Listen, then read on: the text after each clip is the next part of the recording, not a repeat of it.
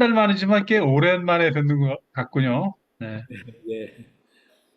제가 이 주제를 가지고 3개월째, 이제 세 번째 설교를 하게 돼 있는데, 예, 제가 이 설교 자료를 준비하면서 저도 참 많이 생각해 보고, 또 제가 그동안 알았던 그 신학적 지식, 여러 가지 내용들이 잘 정리돼서, 나름대로 좀 우리 아들남 식구들하고 이렇게 공유할 수 있어서 너무 기쁘게 생각합니다.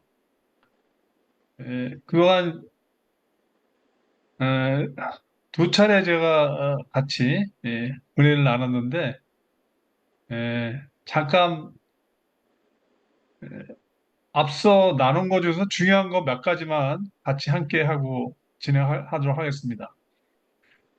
어, 세 번에 걸쳐서 이제 설명을 드리려고 하는데 이제 처음에 이제 설명드린 게 이제 자신의 감정이 해석을 결정한다. 이 대목이 굉장히 중요한 것 같아요. 이거는 지난번 두 차례에 걸쳐서 고식한 선교사님이 스키마라는 걸 가지고 이제 그 스키마 중에서 10가지의 우리가 좀 오류를 범할 수 있는 그, 그 케이스를 좀 같이 나눴는데 사실은 상황을 해석하는 것이 나의 생각이고 또 생각에 의해서 또 나의 감정이 따라오는데 제가 전에 요 자료를 가지고 설명을 드린 거 기억나시죠?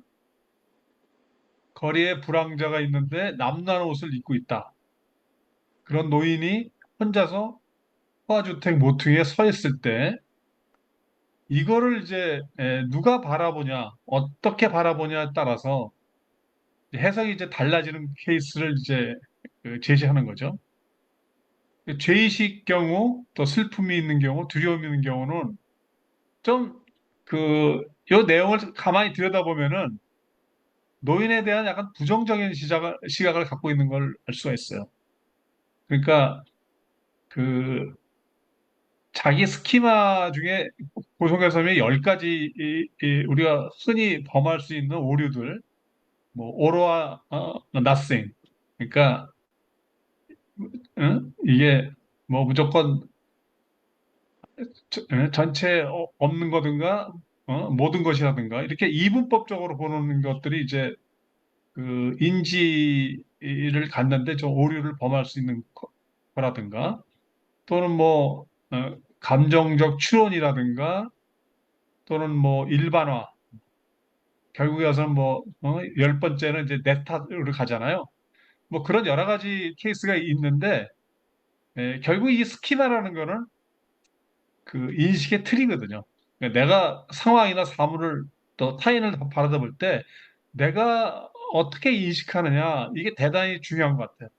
그래서 자기가 갖고 있는 감정, 죄의식이나 슬픔이나 두려움의 감정을 갖고 있을 때는 좀 부정적인 그 해석이 나오고, 그러나 용기나 포용을 갖게 되면 좀 긍정적인 해석이 나오면서 자기 감정도 좀 긍정적인 감정으로 나오는 거죠.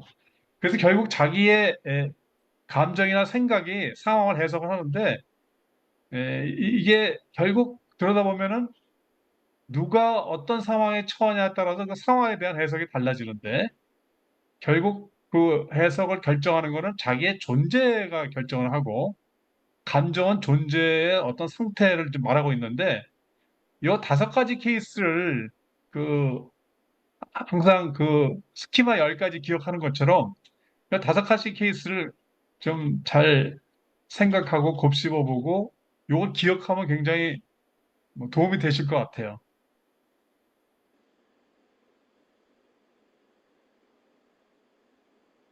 그래서 제가 첫째 설교 때 말씀드린 거는 이제 자연적 감정하고 신앙적 감정이 어떻게 다르냐. 한마디로 얘기하면은 성령이 없고 하나님 나라가 부재하고 또 자연인의 마음 상태, 우리가 사단 칠정, 희로 애락 오욕, 요거는 이제 자연인이 일반적으로 갖고 있는 거고 신앙적 감정을 갖게 되면은 이 예수 그리스도가 그의 마음 속에 들어있기 때문에 예수님의 통치가 이루어져서 하나님 나라가 임하고 또 마음이 성전으로 변해서 하나님을 찬송하고 경배하게 되고, 또 영혼의 깊은 곳에서 하나님의 통치가 이루어져서 믿음의 역사로 사랑과 기쁨과 평강이 생수처럼 흘러간다. 그래서 이 그리스도인과 비그리스도인의 차이점이 이 감정에 있어서 어떻게 다른지를 제가 첫 시간에 말씀드렸고요. 그래서 신앙적 감정이 어떻게 형성되냐면은 하나님의 은혜로 신앙적 감정이 생겨서 결국 그런 감정을 가지고 회심과 또 성화, 하늘나라 갈 때까지 우리 지상에 사는 것들이 우리 성도의 일생에 다 성화의 과정으로 이제 보는 거죠. 그다음에 두 번째 시간에는 제가 이 겸손하고 온유에 대한 거를 말씀을 드렸어요. 그 겸손이라는 거는 이거는 이제 덕목이지 이제 감정이 아니다. 이거는 하나님의 은혜가 주입이 되면은 결국 겸손한 것들이 이제 들어오는데 마치 그 요거를 다른 말로 얘기하면은 경향성이라고도 얘기를 합니다. 좀 어려운 얘기인데 쉽게 이제 사례를 들어 설명드리면은 오뚜기 같은 경우에는 이게 쓰러뜨리면 다시 그 바로 쓰려는 경향을 갖잖아요. 그러니까 하나님의 은혜를 받은 사람은 항상 겸손이라는 경향성이 이게 생기는 거죠. 그래서 이게 생기게 되면은 남보다 내가 나은 것이 하나도 없고 자신은 부족하고 약점이 많지만 또 자신이 또 무시되고 존중되지 않더라도 끔찍한 일로 받아들이지 않는다는 거죠. 이게 참 겸손을 갖기가 굉장히 쉽지 않았지만 그리스도인들은 뭐 이런 상황에 처하더라도 항상 감사하며 기쁨으로 나갈 수 있는 게 결국 이 겸손의 덕목 때문에 그런 경향성 때문에 우리가 어린아이처럼 무기력하지만 그리스도의 기질과 성품과 덕을 소유하기 때문에 겸손을 갖게 되는 거죠. 그래서 그리스도인한테 가장 중요한 것들은 겸손의 겸손이라는 그 특징인데 이 특징은 어, 자기의 영혼의 상태를 들여다보면은 말씀을 통해서 들여다보면은 참 하나님의 생각과 다른 것도 많고 죄성도 많지만 그리고 선한 것이 거의 없다고 생각을 하죠. 그래서 자기 속에 겸손을 발견하는 속도보다 참 교만한 부분이 너무나 많다는 걸 빠르게 보는 거죠. 그러니까 남이 겸손하지 않는 걸 가지고 자꾸 집착을 하고 그걸 지적을 하고 판단하고 정죄하는 게 아니라 자기 속에 있는 그런 것들을 이제 보게 되는 거죠. 그래서 이제 율법만 아시는 분들은 자기의 죄성이나 죄책을 알지만은 죄의 혐오스러운 본질을 모르는 반면에 이제 그러니까 복음이 이제 제대로 들어오게 되면은 자발적으로 자기 부인이 되게 되는 이런 것들이 겸손의 속성인 것 같아요.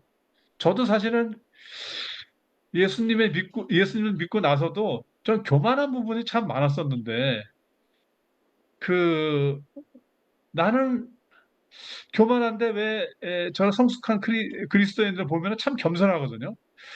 저 사람들은 어떻게 그렇게 겸손할까? 실력이 뭐 많고 스펙이 좋고 근데도 불구하고 나보다 이렇게 또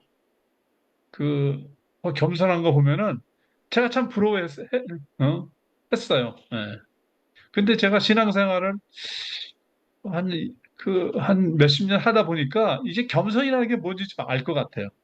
그러니까 남들이 나를 인정 안 하고, 인정하지 않고 잘 알아주지 않더라도, 아, 하나님께서 나를 사랑하시고 내가 주 안에 있다는 것이 얼마나 감사한지, 뭐 이런 것들이 이제 겸손의 감정 아닌가 그런 생각을 해봅니다. 두 번째는 이제 제가 온유라는 그 덕목을 말씀드렸는데, 이 온유라는 거는 그 모세의 비유를 많이 하죠. 모세가 그 지면에서 가장 겸손한 자라고 성경에 이제 나와 있는데 이 온유한 자는 분노나 적개심이 없고 자기 힘에 의지하지 않고 하나님께 달려가 숨는 거죠. 그래서 거짓에 능숙하지 않고 가장하는 일을 잘 못해요. 대개 이제 온유하지 못한 사람들의 특징은 뭐냐면은 남한테 잘 되려고 그래요. 그래서 루킹 굿, 내가 부족한 건 다 가리고 내가 좋은 거를 자꾸 광고하고 PR 해가지고 내가 굉장히 훌륭하다는 사람을 훌륭하다고 인정받으려고 하는 그런 마음들이 아마 온유하지 못한 사람의 특징인 것 같아요. 근데 온유한 사람들은 쉽게 영향받고 우는 자들하고 함께 어, 울고 자기 지식보다는 다른 사람들의 가르침을 쉽게 따르고 또 악이나 정욕이나 감정을 잘 다스리고 통제하고 죄와 싸우고 선한 감정과 성향을 예, 따르는 분들이 이제 온유한 거죠. 그래서 이 온유한 사람의 특징을 보면은 하나님을 두려워해요. 하나님의 그 죄에 대해서 미워하시는 하나님의 진노를 굉장히 두려워하지만 최후 심판의 날에 하나님의 진노에 의해서 생기는 결과에 대해서 오히려 덜 두려워하게 되는 거죠. 그러니까 그, 그 항상 안정된 믿음을 가져가게 되고 이 온유한 자들은 마음이 부드러운데 마음이 약한 것이 아니고 자기 죄에 대해서 굉장히 민감하기 때문에 자신의 마음을 더욱더 강하게 지키는 경향성이 있어요. 그러니까 이런 덕목들이 우리 신앙적 감정에 겸손하고 온유라는 기초가 이제 깔려야 신앙적 감정을 이제 가질 수가 있게 되는 거죠. 이게 신앙적 감정을 갖게 되는 아주 기본적인 기초인 것 같아요. 겸손과 온유가.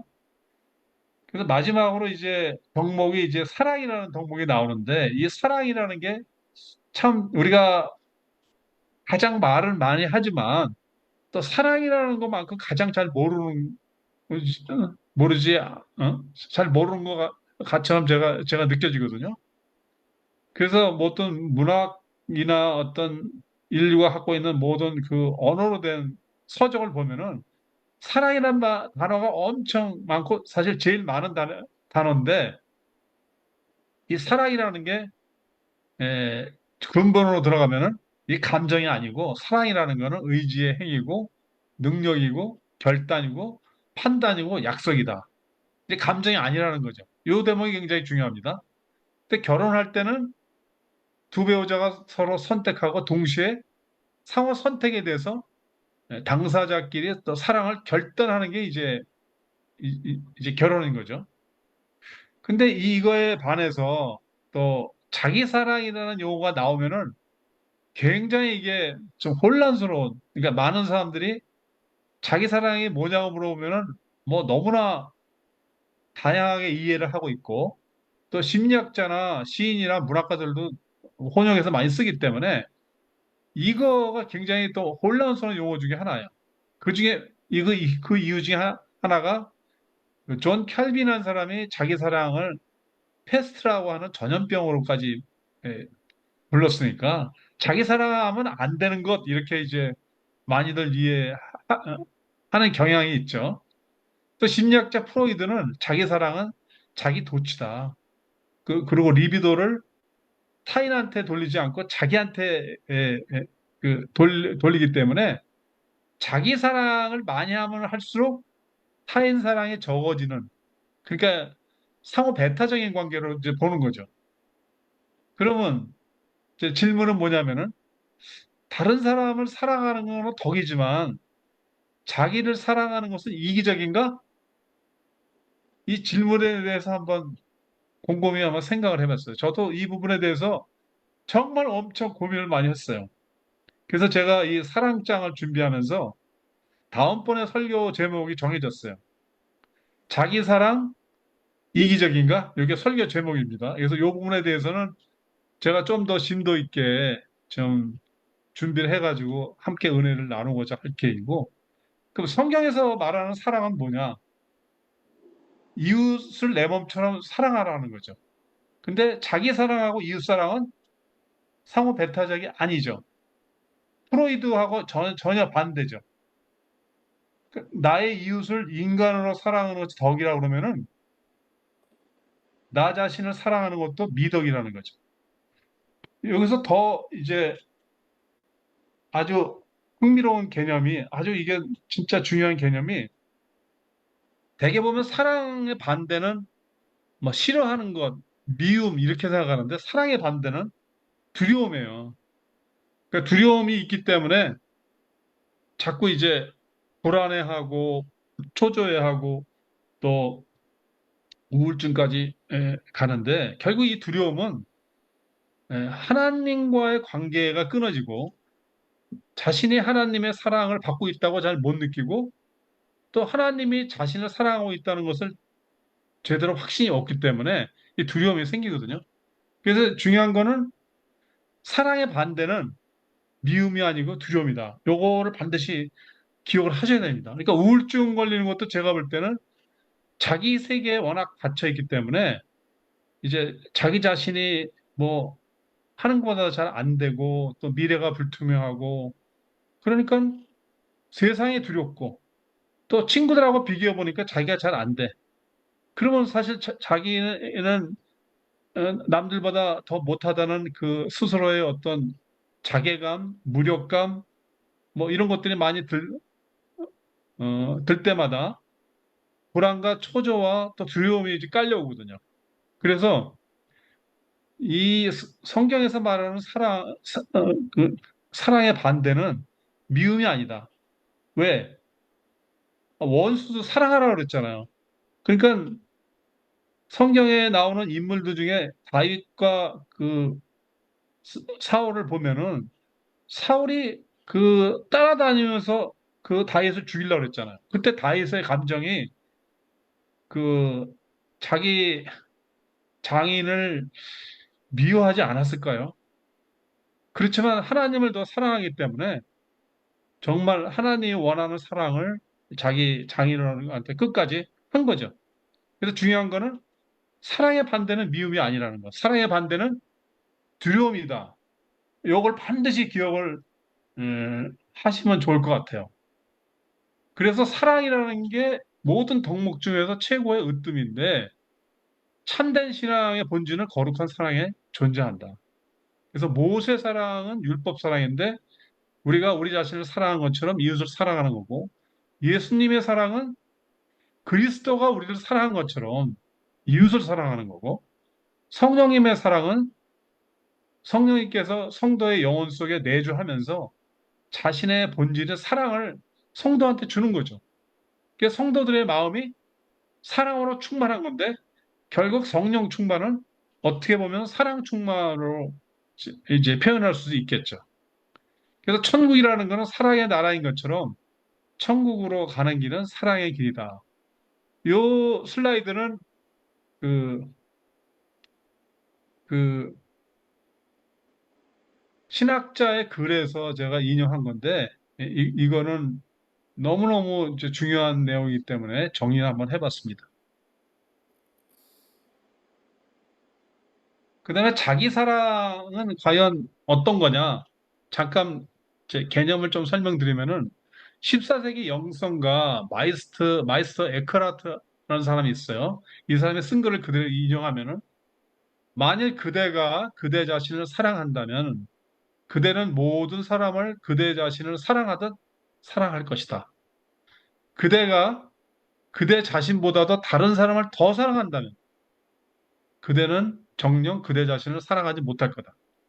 그러나 그대 자신을 포함해서 모든 사람을 똑같이 사랑한다면 그대는 한 인간으로 사랑할 것이고 이 사람은 신인 동시에 인간이라는 것. 따라서 그는 자기를 사랑하면서 마찬가지로 다른 모든 사람도 사랑하는 위대하고 올바른 사람이다. 요거는 굉장히 그 영적이고 성경의 사랑하고 맥을 같이 하는데 이 마이스터 에크하트는 신학자면서 철학자예요. 이분이 이제 그 이후에 신학에도 엄청 영향을 이제 미친 사람인데 이 영성가의 글을 이제 읽다 보면은 사랑이라는 게 뭔지 좀 어느 정도 좀 짐작할 수 있을 것 같은 생각이 들어갑니다. 그래서 자기 사랑이 굉장히 중요하다. 그러니까 이웃 사랑하고 자기 사랑은 이게 불가분의 관계고 같은 거다. 어찌 보면은. 그래서 그 아까 제가 상황을 해석할 때 에, 5가지 사례를 말씀드렸잖아요. 이때 이제 그 상황에 대한 자기의 해석이 있는데 그 해석은 자기의 스키마를 갖고 있는데 이 스키마는 각 사람이 다 다르다는 거죠. 다 다르지만 자기의 어떤 의식 수준이나 존재 의식의 수준이 올라가면서 이제 그 해석이 좀 달라진다는 거죠. 그래서 육체는 그 건전하지 못한 감정적인 태도나 정서적 스트레스에 반응하여 순간적으로 약해질 수 있어요.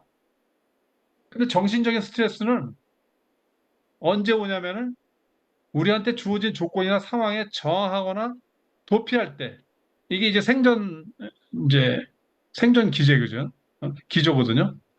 그래서 스스로를 그물에 가두는 데서 생겨난 것일 뿐 우리에게 주어진 조건 자체는 어떤 힘이 있는 건 아니죠. 그러니까 상황이 힘이 있는 게 아니고 그 우리한테 주어진 상황에 대해서 어떻게 해석하냐에 따라서 그 스스로 내가 어떤 감옥에 있을 때의 그런 기분에서 그런 감정을 가지고 상황을 해석할 때하고 그리스도 안에서 자유할 때 신앙적 감정을 가지고 그 상황을 해석할 때는 이제 다르다는 거죠. 그때는 이제 정신적 스트레스가 이제 물러갈 수 있다는 거죠. 그래서 상황이라는 것 자체가 어떤 우리한테 어떤 힘을 주는 게 결코 아니다. 예를 들면은 어떤 사람에게는 시끄러운 음악이 또 다른 사람에게는 기쁨의 원천이 될 수 있잖아요. 그러니까 사람에 따라서 그 받아들이는 게 다르다는 거죠. 그러니까 상황에 따라서 그 사람의 그 마음의 상태에 따라서 이제 해석이 달라질 수 있다는 거죠. 예를 들면 이혼 같은 경우에도 어떤 사람한테는 큰 아픔이 되지만 이혼을 진짜 원하는 사람은 해방이 될 수 있는 것처럼 상황 자체가 뭐 어떤 악하고 선하고 나쁘고 좋고 이런 게 아니고 주어진 상황에 대해서 내가 어떻게 마음에 반응을 하느냐, 나의 존재 상태가 어떤 거냐에 따라서 달라질 수 있다는 거죠. 그래서 인생에 일어나는 각가지 사건이 우리에게 긍정적인 영향을 줄 건지, 부정적인 영향을 줄 건지, 또 배움의 기회로 작용할 건지, 또 우리를 억압하는 요소로 작용할 건지는 결국에는 마음에 달려 있다는 거죠. 자기 자신의 마음의 반응과 태도인 거죠. 그만큼 우리 마음의 상태는, 마음의 구조나 마음의 기능의 상태는 우리 존재를 결정하는 거죠. 그래서 이제 치료라는 거는 증상만을 이제 해소하잖아요. 이 문제를 바라다보는 관점의 변화가 없는 반면에 치유는 관점이 변한다는 거예요. 그래서 존재가 바뀐다는 거는 이제 사실은 내가 이 세상이나 상황을 바라다보는 관점이 바르다는 거고, 그래서 치유라는 것은 문제의 증상을 보기보다는 문제의 핵심을 제거하게 되고, 이 치유를 통해서 환자가 하여금 인생을 바라다보는 시야를 넓히고, 분노하고 억압하는 마음을 없애는 이제 근본적인 해결책이라는 거죠. 그래서 한 가지 예로 그 스키마 10가지 중에서 이제 당위적인 사고가 있었잖아요. 그 당위적인 사고가 있으면은 상황에 대해서 자꾸 억눌리고 억압되고 또 상황에 의해서 휘둘리고 지배당하는 경우가 왕왕 많거든요. 저도 사실은 그 지금까지 그 직장 생활이나 살아오면서 보면은 학교 다닐 때 뭐 그 배운 그 지식들, 또 부모님한테 배운 것들, 이런 것들이 저한테는 어떤 도덕적인 룰로다가 도덕적 기준이나 어떤 규칙으로 딱 정해져 있기 때문에 그걸 내가 지키지 않으면 내가 죄 짓는 것처럼 생각을 많이 해왔거든요.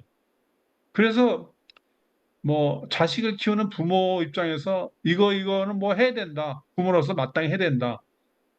또, 또 내가 우리 부모님한테 마땅히 이거 해야 된다. 어떤 유교적인 그 가치관이나 기준들이 많이 있어요. 그러다 보니까 당위적인 사고에 많이 파묻혀서 살다 보니 실제로 내가 원하는 게 뭐지? 이걸 생각해 본 적이 별로 없는 것 같아요. 그래서 그 그래서 해야 한다는 이 당위적 사고에서 나 자신이 하고 싶다는 어떤 실전적인 그 사고 이런 쪽으로 이제 가면은 이런 상호 왜곡을 좀 줄이지 않을까 이런 생각이 들어갑니다. 그래서 모든 초감정은 경험에 기초하여 형성되는 것이 아니라 이성적으로 주입된 가치관에 의해서 형성되는데 과거의 상처나 기억뿐만 아니라 어떤 철학이나 가치관, 규범, 도덕, 어떤 사회적인 뭐 규범 이런 것들에 의해서 형성이 된다는 거예요. 그래서 당위적 삶에는 뭐뭐 해야 된다.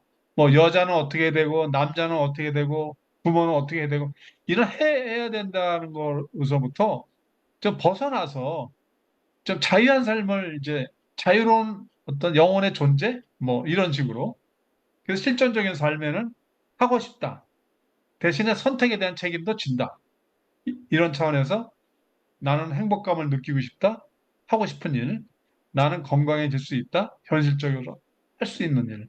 나는 여행을 갈 것이다. 자기 의지로 선택하여 상상해보는 거.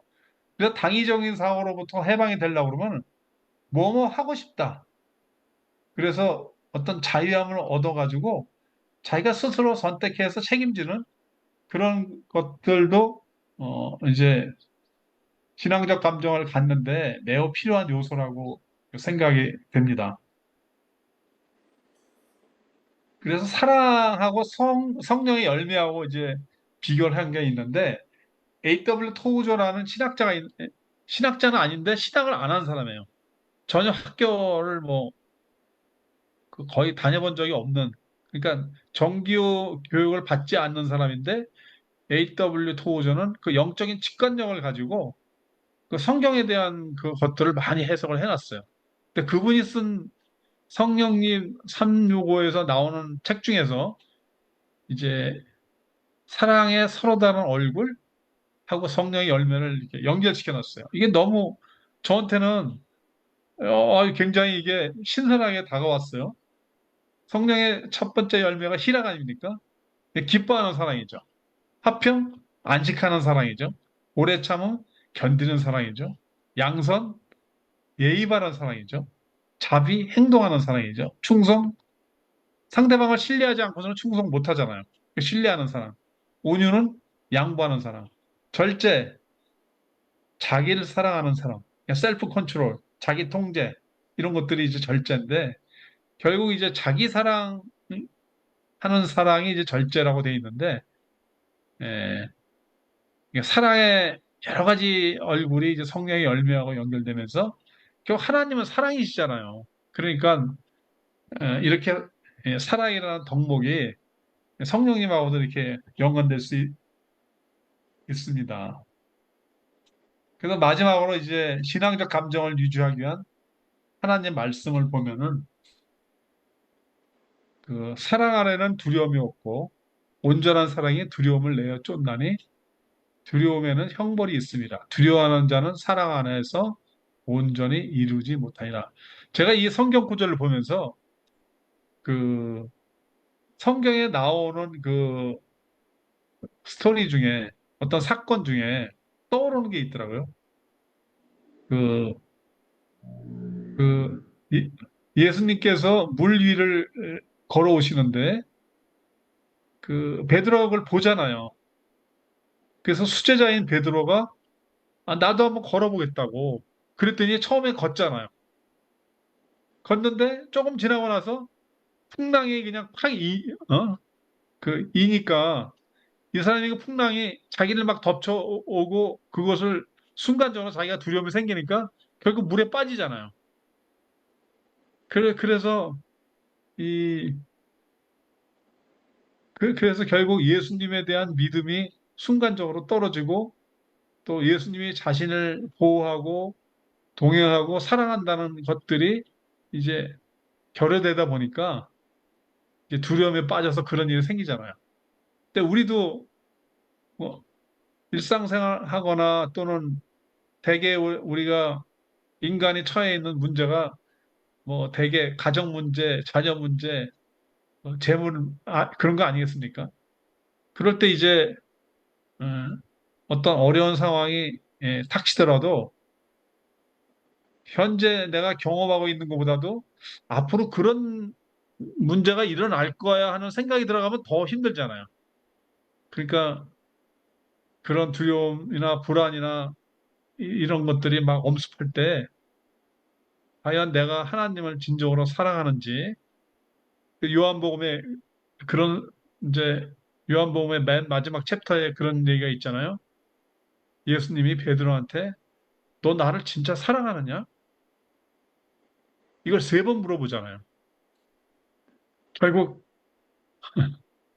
베드로의 말은 아, 내가 예수님을 사랑하는지 주님이 아십니다. 이렇게 답변을 하는데 예, 결국 우리가 어떤 상황에 처하더라도 예수님이 함께 하시고 동행하시고 또 주의 성령이 우리 마음간에 있고 이럴 때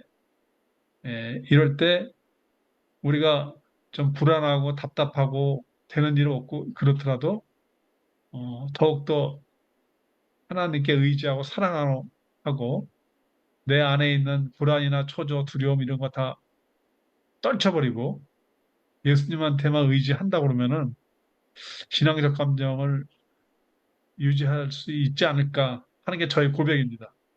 이건 제가 반증이나 경험으로도 얼마든지 얘기할 수 있는 상황 된 것 같아요. 그래서 이 신앙적 감정을 제가 이런 설교를 준비하면서 정말 사랑 안에는 두려움이 없구나. 그러니까 제가 아까 그랬잖아요. 사랑의 반대는 두려움이지 미움이 아니라는 거죠. 만약에 사랑의 반대가 미움이라면 우리가 원수를 사랑할 수 없잖아요. 원수도 사랑하라 그랬는데. 원수 사랑은 내가 하나님한테 온전히 의지하지 않으면 원수 사랑할 수가 없어요. 예. 내 힘으로는 할 수가 없으니까.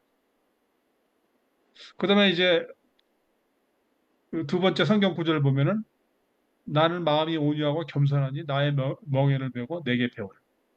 그러니까 그리스도인은 예수님의 성품을 닮아가는 자들 아닙니까? 근데 또 찬송가에도 보면은 어, 그 찬송가 507장에 주님의 마음을 본받는 자 이제 거기에 이제 보면은 결국에는 우리가 하나 예수님의 마음을 이제 본받아 가는 건데 예수님의 마음을 가장 대표적으로 설명할 수 있는 게 이제 온유하고 겸손이죠. 그러니까 이거를 우리가 날마다 묵상하면서 예수님의 겸손과 온유를 배워가는 거죠. 이제 오늘 설교를 마무리하려고 그러는데 마무리는 결국에는 뭐니 뭐니 해도 고린도전서 13장을 보면은 사랑장 아니잖아요. 이 사랑장에 보면은 이 사랑이 참 감정이 아니라는 게 잘 표현되어 있어요. 사랑은 오래 참고 온유하고 투기하는 자가 되지 않고 자랑하지 않고 교만하지 않고. 근데 이제 맨 마지막에 이런 말이 있잖아요. 믿음, 소망, 사랑 이 세 가지는 항상 있을진데 그 중에 제일은 사랑이라. 왜 하필이면 사랑이 제일일까? 이거를 제가 묵상을 하다 보니까 아, 왜 제일일까? 믿음은 결국 하나님께서 은혜 주셔서 우리가 하나님을 신뢰하고 의지하는 거 아니에요? 근데 믿음만 가지고는 이제 모자라다는 거죠. 믿음은 어떻게 보면 첫 출발이고 시작이고 믿음은 하나님의 은혜를 받으면은 우리가 하나님을 알게 되고 하나님의 백성이 되잖아요. 믿음은 시작인데 또 소망은 우리가 이 땅에 살아가는 동안 그 결국에는 우리가 천국의 소망을 다 갖고 있잖아요. 근데 천국이 에, 이 땅에 살면서 우리가 항상 경험한다 하지만 사실은 꼭 그렇지만 않죠. 그렇지만 소망에 대한 그림을 딱 그려보면은 내가 현재는 이 땅에 있지만 내가 이 세상에 떠날 때는 천국에 있어. 이 소망이 이제 언젠가 이루어질 텐데 그때 미래의 사건이 현재는 와 있는 거를 이제 소망이라고 볼 수 있잖아요. 그렇게 느끼고 경험하는 게. 근데 사랑은 왜 사랑이 제일일까? 믿음의 시작보다도 또 앞으로 미래에 있을 그런 나의 상태에 대해서 내가 바라보고 희망하고 이런 것보다도 결국에는 나의 존재가 예수님의 닮은 정말 예수님의 성품을 닮은 예수님의 사랑을 할 수 있는 거룩한 존재. 이게 가장 그 중요한 거라는 거죠. 그래서 제 일은 사랑이라 이렇게 바울이 쓴 것 같아요. 그래서 그 신앙적 감정을 유지하기 위한 말씀 요 세 가지로 제가 오늘 설교를 마무리하고 다음 달에 설교할 때는 제가 자기 사랑이 이기적인가 요거를 한번 같이 은혜를 나누도록 하겠습니다. 감사합니다. 첫 번째 기도했으면 하는 것은 하나님, 우리가 가끔 혼란스럽고 또 복잡한 감정을 경험하고 있는 우리 가족과 또 당사자들이 그리스도인으로서 자신의 감정 상태를 올바르게 이해하고, 이게 참 중요한 것 같아요. 크리스찬으로서 자신의 감정 상태를 올바르게 이해하고 또 자연적인 감정 또는 우리 육신적인 감정에서 벗어나서 신앙적 감정으로 그리스도 안에 있는 기쁨과 평강을 누리며 살아갈 수 있게 도와주소서. 이것이 우리 목사님 그 슬라이드에 처음에 들어갈 때 나오는 그런 그 도입 멘트예요. 그걸 놓고 우리 같이 한번 기도했으면 좋겠습니다. 다시 한번 제가 읽어드릴까요? 가끔 혼란스럽고 복잡한 감정을 경험하고 있는 우리 가족과 당사자들이 그리스도인으로서 자신의 감정 상태를 올바르게 이해하고 자연적인 감정에서 벗어나 신앙적 감정으로 그리스도 안에 있는 기쁨과 평강을 누리며 살아갈 수 있게 도와주소서. 우리가 그리스도 안에 있는 기쁨 또 평강 누리며 살아간다고 한다면 많은 어려움이 있어도 상당히 극복하고 또 어떻게 보면 행복을 빼앗기지 않는 그런 삶을 살 수 있다. 그렇게 생각하거든요. 우리 이 시간에 같이 한마음 목소리로 있는 처소에서 한번 기도하도록 그렇게 하겠습니다. 같이 기도합니다. 아멘. 우리 또 한 가지 기도 제목을 갖고 기도하겠습니다. 하나님, 내 자녀나 내 가족에게 참된 믿음에서 오늘 이제 우리가 겸손에 대한 그런 말씀, 온유, 또 사랑 그랬는데 그러한 참된 믿음에서 맺히는 겸손, 온유, 사랑이 풍성하게 하소서. 우리가 사실 조증이나 우울증 때에 가까이 있는 사람한테 어떤 트리거 같은 그런 걸 맞으면 온유해지기 힘들고 또 겸손해지기 힘들어요. 또 사랑하기도 힘들고 그러나 우리가 하나님을 향한 참된 믿음, 그것을 가지면 신앙적 감정 그런 것들을 갖는 가운데 오히려 휘둘리지 않고 그것을 컨트롤하면서 갈 수 있다고 생각합니다. 그래서 우리가 그래서 어떤 고통이든 이겨낼 수 있는 우리가 되게 하소서. 해서 우리 자신과 가족이 마치 예수님 태우고 가다가 풍랑을 만났을 때 두려워 떨었죠. 그러나 예수님을 흔들어 깨워가지고 예수님이 그 바람을 잔잔케 하셨던 그런 것들이 있는데 우리가 이 시간에 같이 예수님을 향한 참된 믿음 갖도록 기도하면 좋겠고요. 그래서 우리가 그런 어려운 고통들을 이겨낼 수 있는 그런 우리가 되게 해주세요 하고 같이 기도했으면 좋겠습니다. 한마음 목소리로 기도하겠습니다.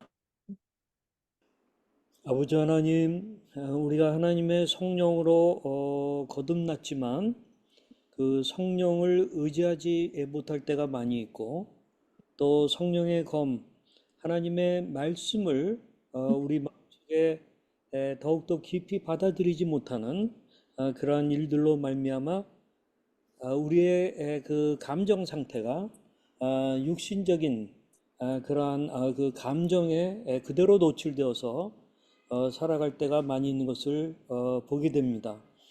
아버지 하나님, 이 시간 간절히 기도하오니 우리가 다시 한번 이 들은 말씀 기억하면서 하나님을 향한 그러한 믿음 주시고 예수 그리스도에게 우리의 도움을 요청하게 도와주시고 예수님에게서 오는 그러한 참된 그러한 어떤 그 온유함이 무엇인지, 또한 우리가 겸손이 무엇인지, 또 참된 사랑이 무엇인지를 경험해 갈 수 있도록 도와주시기를 원합니다. 그리하여서 하나님, 올바른 신앙적 감정으로 여러 가지 육신의 그런 감정들, 때로는 호르몬에 의해서 일어나고 있는 육체적인 그런 감정들, 그런 것에 휘말리지 않게 도와주시고, 하나님, 그러한 것들을 극복하며 살아가는 우리들이 되게 도와주시고, 또한 우리 가운데서 그러한 신앙적 감정이 흘러넘치기 때문에 우리를 통해서 다른 사람들이 위로받게 도와주시기를 원합니다.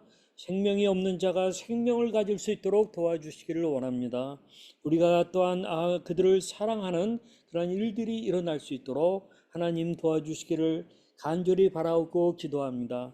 오늘 자기를 사랑하는 것만큼 또한 이웃을 사랑하는 것을 배웠사오니 하나님, 우리가 우리 자신의 그 관리에 잘 힘쓸 수 있도록 도와주시고, 우리의 수면 생활, 우리의 식생활, 하나님, 우리가 또한 그 긴장을 완화하면서 우리 자신을 잘 다스려가는 그런 일들, 또 건강과 움직임 등 하나님, 이러한 것들을 통하여서 우리의 그 자기 사랑에 하나님의 그 정말 번창하는 그런 일들이 있게 하시고, 그 힘으로 이웃을 사랑하는 일들도 일어나도록 하나님 축복하여 주시옵소서. 오늘 귀한 말씀 감사합니다. 우리 아둘람 공동체가 신앙적 감정으로 아주 충만한 공동체로 점점 더 바뀌어 갈 수 있게 축복하여 주시옵소서. 그것이 율법적 사랑을 넘어서게 도와주시고 하나님의 성령으로 말미암는 그러한 온전한 사랑의 충만이 될 수 있게 하나님 도와주시옵소서. 감사합니다. 우리 주 예수 그리스도의 이름으로 기도하였습니다. 아멘.